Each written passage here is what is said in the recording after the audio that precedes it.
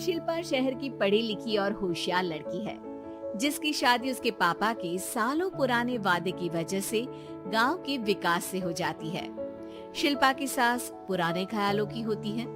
अरे शहर की हो, इसका मतलब ये नहीं कि जो मन आए करोगी। घर के कुछ नियम है जो तुम्हें भी मानने पड़ेंगे। हाँ मम्मी, मुझे रीति रिवाज से कोई दिक्कत नहीं है, पर ऐसे नियम जिनका कोई मतलब ना बने वो तो गलत है।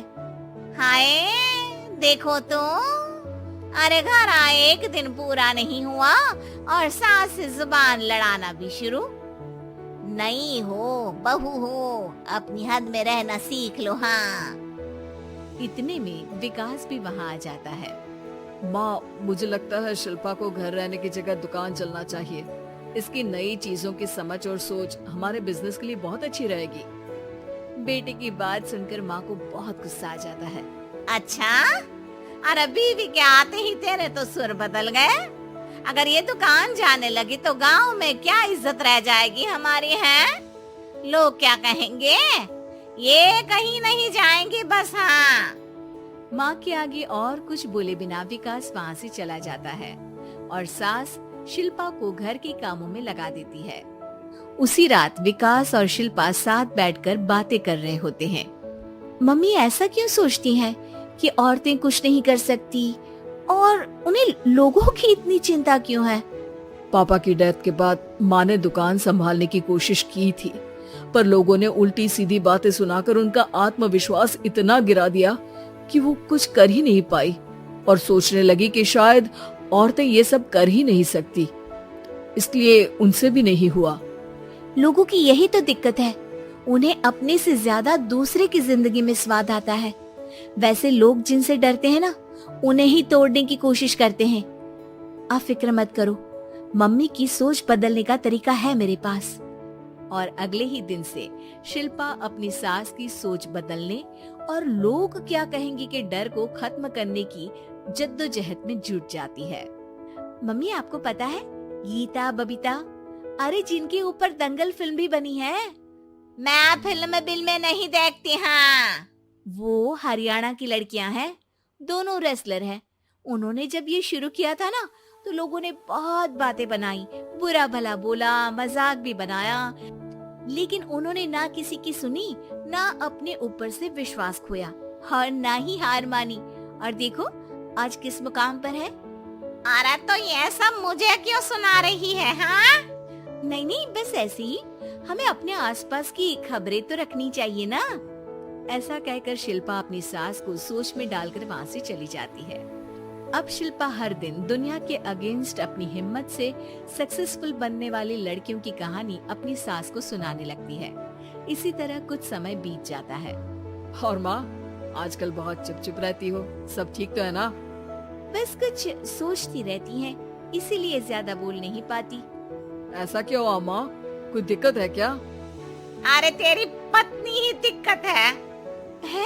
मैंने क्या किया? अरे रोज मुझे कुछ समझाने के मकसद से एक नई कहानी सुनाती है, पर खुद नहीं जानती कि मुझे सब पहले से पता है। हाँ तो फिर दिक्कत क्या है माँ? लोग क्या कहेंगे? अरे उनका तो काम ही है कुछ न कुछ कहना। आप ये सोचो कि उन्हें नजरअंदाज करके हम साथ मिलकर किस ऊंचाई पर पहुंच सकते हैं। बेटे और बहू की बातों से सोच में पड़ी माँ वहाँ से चली जाती है। अगली सुबह सबसे पहले तैयार सास आवाज लगाकर बेटे और बहू को बुलाने लगती है। अरे कहाँ सोते पड़े हो दोनों? किसी को घर में कोई काम नहीं है क्या? हाँ सास की आवाज सुन शिल्पा भागती हुई कमरे से बाहर निकल आती है, जिसके पीछे विकास भी बाहर आ जाता है। मम्मी, आप इतनी सुबह तैयार होकर कहाँ जा रही हैं? अरे किसी नई शुरुआत से पहले भगवान का आशीर्वाद बनता है या नहीं? मैं सीधा दुकान जाऊंगी, तुम काम निपटा कर आ जाना है। सास की बात सुन शिल्पा और विकास खुशी से फूले नहीं समाते। ये हुई ना मेरी माँ वाली बात। पूरा परिवार मिलकर दुकान पर काम करने लगता है, जिसमें विकास और उसकी माँ दुकान संभालते हैं, तो शिल्पा काम को ऑनलाइन डाल शहर और इंटरनेट का काम संभालने लगती है, जिसे देख गांव में लोगों के बीच गॉसिप शुरू होते देर नहीं लगती।